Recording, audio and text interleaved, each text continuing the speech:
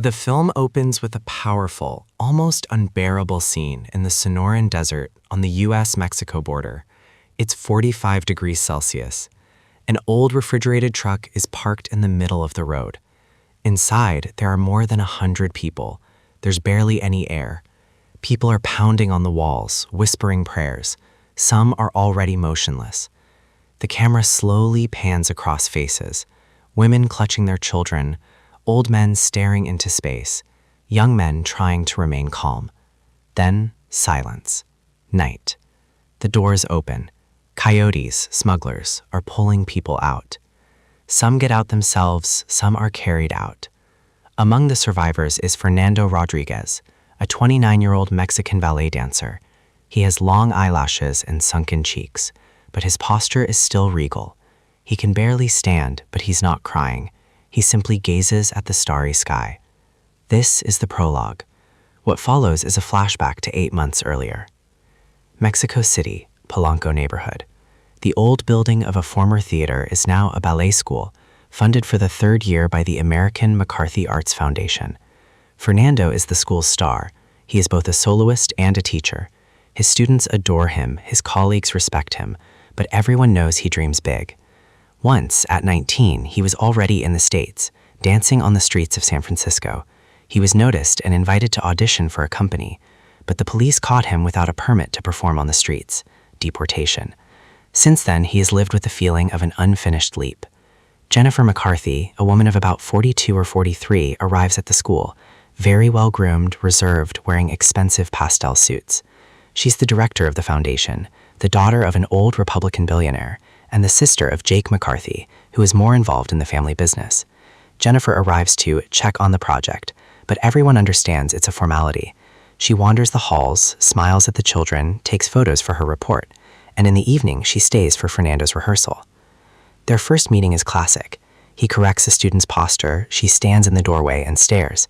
He notices his glance. She notices that he noticed. A week later, they're having dinner at an expensive rooftop restaurant. 2 weeks later, they're spending the night together. Their relationship quickly becomes very close, but always with an invisible boundary. She's a wealthy American with an impeccable reputation. He's an undocumented Mexican artist with no future in the US. She pays for his costumes, his studio rent, even buys him a new phone. He accepts the help, but something inside him breaks every time. Jennifer is genuinely captivated. She loves his talent, his body, his passion for dance. But even more, she loves the feeling of control. She can fly to San Francisco at any moment, and he stays. She can give him a week in Cancun, then disappear for a month on family matters. He starts talking about the future.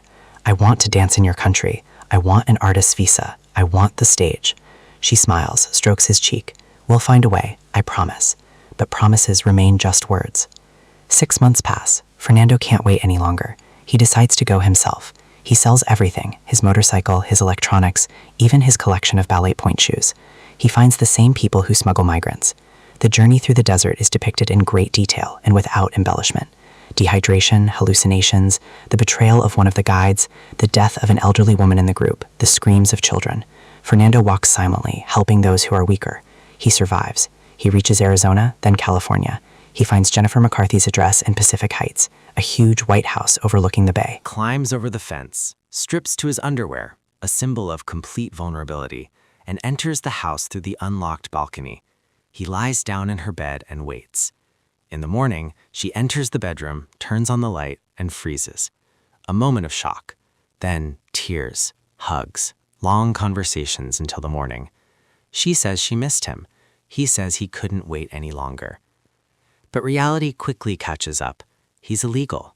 No capers, no right to work, no right to exist in the public eye. Jennifer hides him in the house. He lives in a gilded cage, a huge bedroom, a swimming pool, a library, a personal chef, but he can't leave the gates. He can't go to an open audition for the ballet company. He can't even walk along the embankment. Every time he asks for help with the paperwork, she replies, "It's too risky. My father will find out. The media will find out. Let's wait a little while." Gradually, another side of Jennifer emerges. She loves him, but only in the version where he's completely dependent on her. When Fernando starts demanding action, finding a lawyer, applying for an O1 visa for artists, going out into the city, she gets angry. She arranges a perfect solution. Through contacts at the foundation, she finds a woman, a U.S. citizen of Mexican descent, who will agree to a sham marriage for money. Fernando will get a green card in 3 years, and Jennifer will remain in his life as a close family friend. He's horrified. This isn't freedom, it's a new form of dependence. The conflict explodes. Fernando tries to leave at night. He's spotted on camera. A security guard informs Jennifer. She cries, screaming that she did everything for him, that without her he would have been deported or worse. He responds quietly but firmly. "You did it for yourself, so that I would always be yours." They are silent for a long time. Then she hugs him. He doesn't push her away, but doesn't respond either. The film's final scene is a slow-motion tragedy. Fernando calls an old friend from Mexico City, asking him to arrange a return trip. He wants to return home, even if it means the end of his dream. But he's been discovered. One of the maids turns him into immigration for a reward. That night there's a raid. Sirens, flashlights, a knock on the door. Jennifer panics and tries to hide him in the basement. He stops her. He comes out to meet the agents, wearing a simple t-shirt, barefoot, with his hands raised.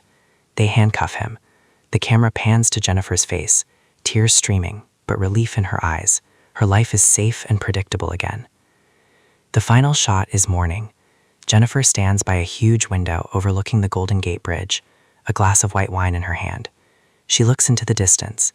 Somewhere far away, Fernando is in a paddy wagon heading toward the border. The same Tchaikovsky ballet music, the one they once rehearsed to together in Mexico City, plays in the background. The screen slowly fades to black. The caption reads, "Dreams don't always come true. Sometimes they just show who we really are." The end.